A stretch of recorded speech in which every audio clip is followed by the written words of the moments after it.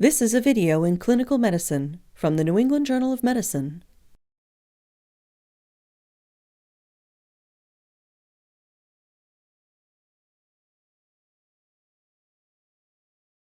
Collecting specimens from the surface of the respiratory mucosa with nasopharyngeal swabs is a procedure used to diagnose COVID-19 in adults and children. The procedure is also commonly performed to evaluate patients suspected of having other respiratory viral infections or certain bacterial infections. This video describes collection for detection of COVID-19.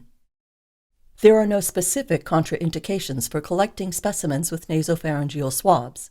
However, clinicians should be cautious if the patient has had recent nasal trauma or surgery, has a history of a markedly deviated nasal septum, chronically blocked nasal passages, or severe coagulopathy. Nasopharyngeal swabs are specifically manufactured to have long, flexible shafts made of plastic or metal and tips made of Dacron, rayon, or flocked nylon. It is essential to put on personal protective equipment, or PPE, correctly, and to follow the pertinent respiratory and contact precautions according to both the Centers for Disease Control and Prevention, or CDC, and by your institution.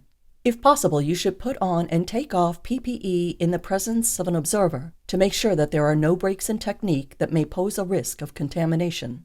First, put on a protective gown and wash your hands with soap and water, or use an alcohol-based solution.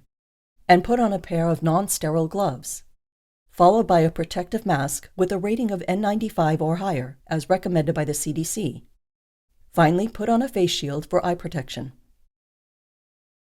All sample tubes should be labeled and the appropriate requisition forms filled out before starting the procedure. Masks are recommended for all patients suspected of having COVID-19. Have the patient take off her mask and blow her nose into a tissue to clear excess secretions from the nasal passages. Remove the swab from the packaging. Tilt the patient's head back slightly so that the nasal passages become more accessible. Ask the patient to close her eyes to lessen the mild discomfort of the procedure. Gently insert the swab along the nasal septum, just above the floor of the nasal passage, to the nasopharynx until resistance is felt. If you find resistance to the passage of the swab, back off and try reinserting it at a different angle, closer to the floor of the nasal canal.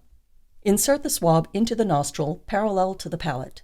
The swab should reach a depth equal to the distance from the nostrils to the outer opening of the ear.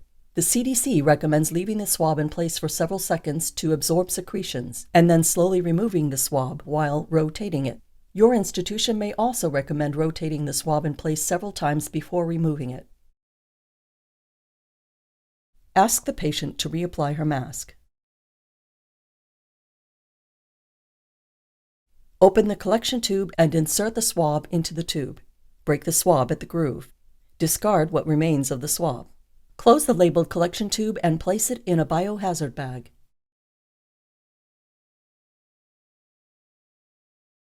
The sample may also be returned to its original packaging for transport, depending on institutional practices. Follow the CDC directions for direct processing of the swab specimen or placement of the swab in media with or without refrigeration.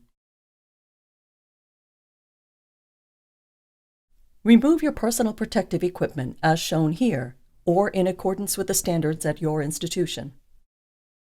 First, remove your gown and gloves. Then clean your hands with an alcohol-based solution or soap and water.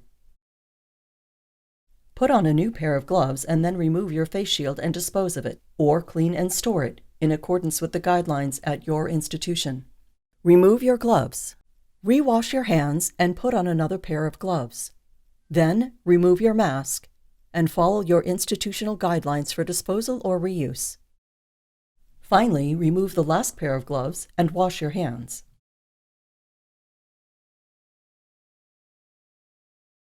This video has demonstrated how to collect specimens from the surface of the respiratory mucosa with nasopharyngeal swabs in order to diagnose COVID-19 in adults and in children.